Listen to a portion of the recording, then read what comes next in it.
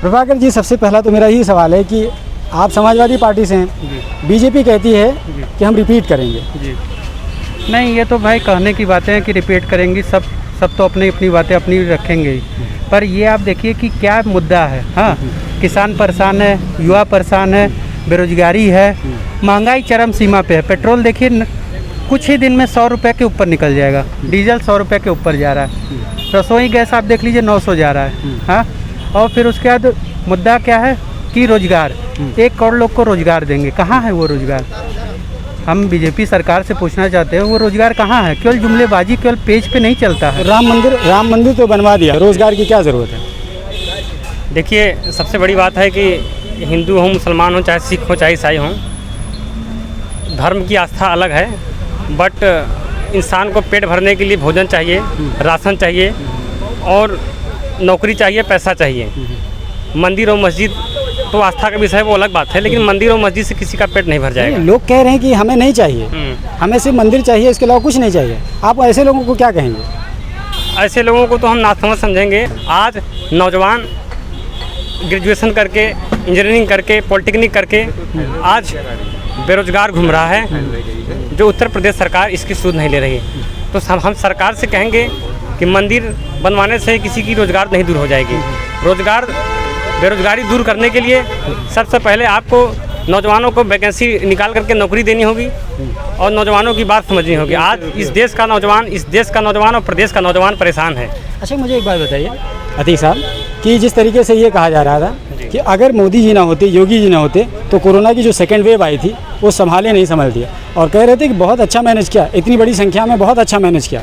आपको लगता है मैंने अच्छा मैनेज किया? जी देखिए, मैं बता दूं, इस कोविड-19 कोरोना काल में उत्तर प्रदेश की सरकार पूरी तरह से फेल रही। अगर इस कोरोना काल में कोई काम आया तो पूर्व मुख्यमंत्री माननीय अखिलेश यादव जी की 102 नंबर की एम्बुलेंस और 108 नंबर की एम्बुलेंस काम आई है। कहते हैं लोग कि बीजेपी का माहौल है, लेकिन हम एक तरफ जब ये देखते हैं कि दूसरी तरफ पंचायत चुनाव में समाजवादी पार्टी पहले नंबर पर आ गई, तो क्या कहने को खाली बीजेपी पहले नंबर पर है और बीजेपी का माहौल है, या प्रैक्टिकल में भी बीजेपी का ही पहले नंबर पर माहौल है? देखिए, पहली बात तो मैं आपको ये बताना चाहता हूँ कि बीजेपी के पास कोई मुद्दा नहीं है। जब उनका इलेक्शन आता है, जब भी कोई इलेक्शन आता है, तो उनके पास सिर्फ 2 मुद्दा है, या तो राम मंदिर या तो हिंदू मुस्लिम।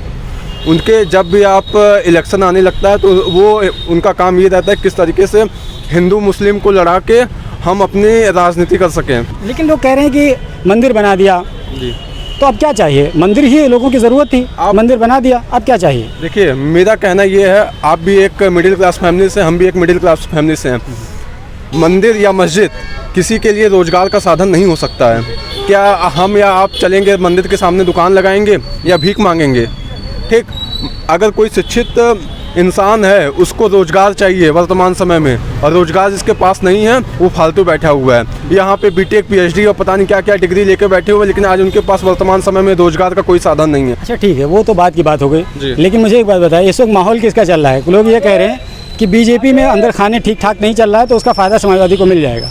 देखिए, कोई भी कुछ भी कहे, 2022 में अखिलेश भैया पूर्ण बहुमत के साथ समाजवादी पार्टी उत्तर प्रदेश में अपनी सरकार बनाने जा रही है, और आपसे भी हम ये अनुरोध करेंगे, अखिलेश भैया को वोट दीजिएगा और 2022 में माननीय अखिलेश यादव जी को मुख्यमंत्री बनाने का कार्य कीजिएगा। ठीक है, हम जिसको देना होगा तो हम देंगे। नहीं, बिल्कुल, तो हमारा मत अधिकार है और हमारा गुप्त मत अधिकार है, कोई मसला नहीं है। लेकिन बहरहाल मेरा आपसे सवाल है, जिस तरीके से 2017 में मुलायम सिंह की परिवार में एक तरीके से अंदर कला चल रहा था मामला, और उस वक्त हम कवर कर रहे थे, हम एज ए रिपोर्टर वहाँ पर ऑफिस में कवर कर रहे थे, ऑफिस के बाहर, तो उस टाइम तो ऐसा लग रहा था कि समाजवादी पार्टी हार गई सिर्फ और सिर्फ अंदर कले की वजह से। क्या इस वक्त बीजेपी में गुटबाजी हो रही है, क्या उसी का फ़ायदा उठाएगी समाजवादी पार्टी? देखिए, हमें विरोधियों की गुटबाजी से मतलब नहीं है, कोई मतलब नहीं है। हमें अपने ताकत को और मजबूत करना है, माननीय अखिलेश यादव जी के हाथ को मजबूत करना है। हम लोगों का सिर्फ एक ही लक्ष्य है, 2022 में अखिलेश यादव को पुनः मुख्यमंत्री बना के, जो उत्तर प्रदेश में जिस प्रकार से लोग धांधली कर रहे हैं, जिस प्रकार से विकास की गति को रोका जा रहा है, और आने वाले समय में जो भी 4-5 महीने का समय है और तरीके से गंदगी फैलाएंगे, उस गंदगी को साफ करने के लिए फिर से अपने उत्तर प्रदेश को विकास की गति में और आगे बढ़ाने के लिए एक चीज़ और आपने कहा कि ठीक है हम गति बढ़ाएंगे और विकास की गंगा बहाएंगे सारी जी। चीज़ें, और वाकई में समाजवादी पार्टी ने कुछ काम भी किए थे। बिल्कुल, लेकिन ये आप भी मानते हैं? आप बिल्कुल आँख से जो दिख रहा है वो दिख रहा है, तो उसमें कोई शक नहीं है। लेकिन मेरा सवाल ये है कि क्या जाहिर है कि इसमें भावनाओं से कुछ नहीं होता, आपको रणनीति बनानी पड़ेगी, प्रैक्टिकल होकर के चलना पड़ेगा। MIM बहुत बड़ा फैक्टर उभर करके सामने आने वाली है। क्या MIM को काउंटर करने के लिए आपके हिसाब से, अतीक साहब आप मुझे बताइए, क्या MIM को काउंटर करने के लिए आपके पास कोई मुद्दा है? क्योंकि मुस्लिम वोट बैंक काफ़ी हद तक ऐसा कहा जाता है MIM को चला जाएगा। देखिए, MIM पार्टी इस देश के मुसलमानों को गुमराह करने, सीधा गुमराह करने का काम कर रही है, और MIM प्रमुख असदुद्दीन अवैसी साहब को इस देश का मुसलमान समझ चुका है कि भारतीय जनता पार्टी की बी टीम है।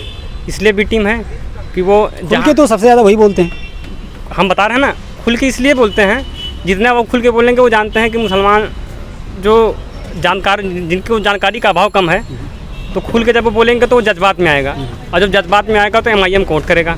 तो जब MIM का वोट करेगा तो सीधा वोट का बंदर बाट होगा, और ये सीधा हम कह सकते हैं कि भारतीय जनता पार्टी को फ़ायदा होगा। ये इस देश का मुसलमान, इस पूरे प्रदेश का मुसलमान अब पूरा जाग चुका है और जान चुका है कि असदुद्दीन अवैसी MIM प्रमुख भारतीय जनता पार्टी के बी टीम है। इसलिए बी टीम है कि वो जहाँ देखेंगे कि जिस सीट पर मुसलमानों की आबादी ज़्यादा है वही। मायावती के बारे में क्या कहना है? मायावती का बहुत सॉफ्ट रवैया है इस वक्त बीजेपी को लेकर के। मायावती बहुत ज़्यादा खुलकर बीजेपी के लिए नहीं बोलती हैं, और कहीं ना कहीं वो संकेत भी देती रहती हैं बीच बीच में। उस पर आप क्या कहें? देखिए, हम मायावती जी को कहना चाहते हैं, बसपा प्रमुख मायावती जी को कहना चाहते हैं कि इस पूरे प्रदेश के अंदर कोई भी मुद्दा रहा हो, चाहे किसान का मुद्दा रहा हो, चाहे महिलाओं के प्रति बलात्कार का मुद्दा रहा हो, या बेरोजगारी का मुद्दा रहा हो, एक तरह से कहा जाए कि विपक्ष की भूमिका में बहुजन समाज पार्टी एकदम गायब है। और इस पूरे प्रदेश में विधानसभा के चुनाव में एक तरह से कहेंगे कि बहुजन समाज पार्टी का बड़ा पूरा तरह से साफ है, और मायावती जी का कांग्रेस का क्या कुछ होगा? देखिए, कांग्रेस तो पहली बात, ये आप भी जान रहे हैं, हम भी जान रहे हैं, इस खेल में कांग्रेस दूर दूर तक नहीं है। जिस तरीके से प्रियंका गांधी को उत्तर प्रदेश लाया जा रहा है, वो कहीं ना कहीं जो भी थोड़ी बहुत बची इज्जत है, वो भी अपनी इज्जत को गंवाने का काम कर रहा है। क्योंकि उत्तर प्रदेश में कोई भी जाति हो, चाहे ब्राह्मण हो, चाहे अल्पसंख्यक हो, चाहे कोई भी बिरादरी हो, सारी बिरादरियों का सिर्फ एक मत है कि आने वाले 2022 में अखिलेश यादव को पूर्ण बहुमत के साथ सरकार बनाना है। क्योंकि कोई भी, चाहे इस तरीके से देखा जाए, यहाँ पे अभी हमारे वर्तमान समय में कितने ब्राह्मण ऐसे लोगों की हत्याएं हुई हैं, निर्दोष ब्राह्मणों की, कि उसमें आप भी जान रहे हैं, सब लोग जान रहे हैं कि ब्राह्मणों की जिस तरीके से निर्दोष ब्राह्मणों की हत्या हो रही है ये योगी सरकार में, ये सरकार कुछ कर नहीं पा रही है। AK शर्मा को ब्राह्मण चेहरा बना तो दिया, अब क्या करेंगे ब्राह्मण? अब बना दिया गया है, वो तो अच्छी बात है, लेकिन जिस तरीके से ये ब्राह्मणों का ही हत्या क्यों हो रहा है? अभी जितिन प्रसाद जी कांग्रेस से बीजेपी में आए हैं और उनको ब्राह्मण चेहरे के तौर पर देखा जा रहा है, तो हम लोग कितना लोग ब्राह्मण सुरक्षित महसूस करेंगे? बीजेपी कह रही है कि हम ब्राह्मणों का फेस ही हैं, स्पेशली वजह से हम ब्राह्मणों को एक तरीके से बढ़ावा दे रहे हैं। जिस तरीके से हाथी का दांत खाने का कुछ और होता है, दिखाने का कुछ और होता है, ठीक उसी प्रकार से बीजेपी इस समय चल रही है। एक दो ब्राह्मणों को अपनी टीम में ज्वाइन करने से पूरे ब्राह्मण आपके साथ नहीं आ जाएंगे। आपसे सूट करेगा ये पूछना, चूँकि आजम खान के ताल्लुक से बार बार ये कहा जाता है कि आजम खान को खुल करके समाजवादी पार्टी सपोर्ट नहीं कर पा रही है। आखिर आजम खान को सपोर्ट क्यों नहीं कर रही? बार बार ये लोगों के दिमाग में बैठ रहा है कि समाजवादी पार्टी मुसलमानों को वोट तो चाहती है, लेकिन समाजवादी पार्टी मुसलमानों के जो एक तरीके से बड़े लीडर हैं आजम खान, उनको खुल के सपोर्ट नहीं कर रही है। देखिए, जो ये लोग अफवाह फैला रहे हैं, ये हम तो कहेंगे पूरे तरीके से मुसलमानों को गुमराह करने का काम कर रहे हैं। माननीय अखिलेश यादव जी ने, माननीय नेता मुलायम सिंह यादव जी ने, जब आजम साहब मेदांता में एडमिट थे, अभी भी एडमिट हैं, तो माननीय नेताजी और अखिलेश यादव जी लगातार दर्जनों डॉक्टर, स्पेशलिस्ट डॉक्टरों की टीम लगा करके आजम खां के सामने और हमेशा उनके इर्द गिर्द निगरानी में डॉक्टर लगे। हॉस्पिटल की बात नहीं कर रहा हूँ, उनके जेल और इन तमाम उनके खिलाफ जो बीजेपी ने कार्रवाई की, उस सिलसिले में खुल करके समाजवादी पार्टी ने उनकी मदद नहीं की, ऐसा लोगों को दिखने लगा। तो इस वजह से ऐसा लगता है कि समाजवादी पार्टी को मुसलमानों को वोट ज़रूर चाहिए, लेकिन उनको मुसलमानों के किसी लीडर के खिलाफ कार्रवाई हो रही है तो उस पर कुछ भी नहीं एक्शन लेना है। देखिए, जिन लोगों को ये समझ में आ रहा है कि आजम साहब के मुकदमे पर अखिलेश यादव जी या नेताजी का परिवार या समाजवादी पार्टी के साथ नहीं खड़ी है, तो ये सरासर गलत है। अभी माननीय अखिलेश यादव जी ने का स्टेटमेंट बयान आया था मीडिया में, और माननीय नेताजी ने बोला था, और यहाँ तक कि आजम साहब की वाइफ अब्दुल्ला आजम साहब से जो छोटे हैं, उनका स्टेटमेंट और बयान आया, और आजम साहब की वाइफ का, कि पूरी की पूरी तरह समाजवादी पार्टी माननीय अखिलेश यादव जी और माननीय आजम खान साहब के साथ हैं। और रही बात मुकदमे की, वो न्यायालय का मामला है और इस कोविड की वजह से उनकी बेल नहीं हो पा रहा था। अब बेल कई मामलों में उनकी धाराओं में बेल हो चुकी है, शेष रह गया है और जल्द ही हम सबके महबूब नेता माननीय आजम खान साहब बाहर होंगे और माननीय अखिलेश यादव और पूरा समाजवादी पार्टी का परिवार माननीय आजम खान साहब के साथ है। ऐसा तो नहीं अतीक साहब जी कि खुल करके समाजवादी पार्टी इसलिए नहीं आ रही है कि कहीं धूमीकरण ना हो जाए, डर तो नहीं रही समाजवादी पार्टी? नहीं, ऐसा कोई बात नहीं है। पूरी तरीके से समाजवादी परिवार माननीय आजम खान साहब के साथ है। लेकिन दिख नहीं रहा है। आप कह रहे हैं साथ हैं, लेकिन ऐसा प्रैक्टिकली दिख नहीं रहा है। बिल्कुल दिख रहा है।